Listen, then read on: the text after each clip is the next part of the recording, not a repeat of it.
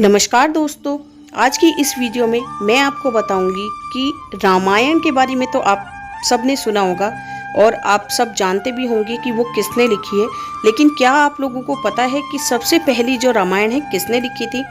अगर नहीं पता तो आज की वीडियो आपके लिए है। तो हनुमान जी ने लिखी थी पहली रामायण, लेकिन क्या कारण था कि वो समुद्र में उन्होंने फेंक दी? रामायण काल की घटनाओं के बारे में जानने, समझने और पढ़ने के लिए हमारे पास वाल्मीकि रामायण और गोस्वामी तुलसीदास रचित राममानस प्रचलित है।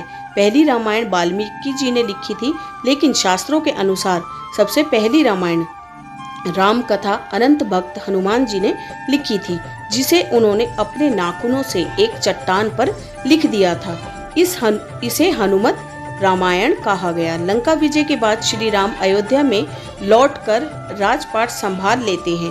कुछ दिन यहाँ रहकर श्री राम की सेवा के बाद हनुमान जी हिमाचल जाकर वहाँ शिव तपस्या में लीन हो जाते हैं। इस दौरान वे रोजाना अपने पास मौजूद एक शिला पर नाखूनों से रामायण कथा लिखते रहे। कई वर्षों के बाद तपस्या और रामायण कथा दोनों पूरी हो गई, जो कालांतर में हनुमत रामायण कही गई। इसके बाद महर्षि वाल्मीकि ने वाल्मीकि रामायण लिखी और उसे मन में लेकर भगवान शिव को समर्पित करने के लिए कैलाश धाम पहुंच गए, जहां उन्हें पहले से हनुमान जी की लिखी हुई रामायण दिखी। उकेरी हनुमत रामायण देखकर वे निराश हो गए। बजरंगबली ने उनसे पूछा कि आप मायूस क्यों हैं? पूछा तो महर्षि ने कहा कि मैंने कठिन परिश्रम से रामायण लिखी, लेकिन आपकी रामायण देखकर लगता है कि अब मेरी लिखी रामायण को महत्व नहीं मिलेगा। आपने वह सब कुछ लिख दिया है जिसके आगे मेरी रामायण कहीं नहीं टिक पाएगी। यह सुनकर हनुमान जी ने कहा कि महर्षि वाल्मीकि चिंता ना करें। इतना कहकर बजरंगबली ने हनुमत रामायण लिखी शिला एक कंधे पर तो दूसरे महर्षि को बिठा लिया। हजारों मील दूर समुद्र में उन्होंने अपनी लिखी हनुमत रामायण को फेंक दिया। फिर गुणगान लिखने के लिए जन्म लूंगा हनुमान। महर्षि वाल्मीकि ने कहा कि राम भक्त आप धन्य हैं और आपको महिमा के गुणगान के लिए मुझे एक और जन्म लेना पड़ेगा। मैं वचन देता हूँ कि कलयुग में मैं एक और रामायण लिखने के लिए जन्म लूंगा।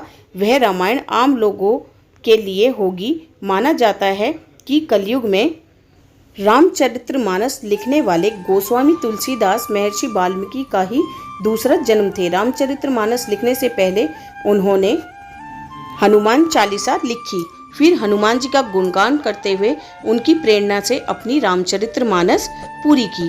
कालिदास के काल में बहकर आई पट्टालिका।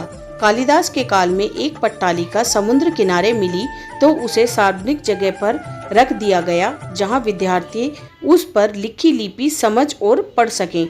समझा जाता है कि कालिदास ने उसे समझ लिया था। वे जान गए थे कि ये पट्टालिका का हनुमान जी की लिखी हनुमत रामायण का ही अंश है, जो समुद्र के पानी के साथ बहते हुए उन तक पहुंच गई है।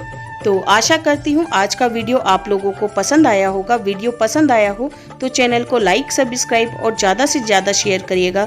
मिलेंगे अगली वीडियो में, तब तक के लिए धन्यवाद। राधे राधे।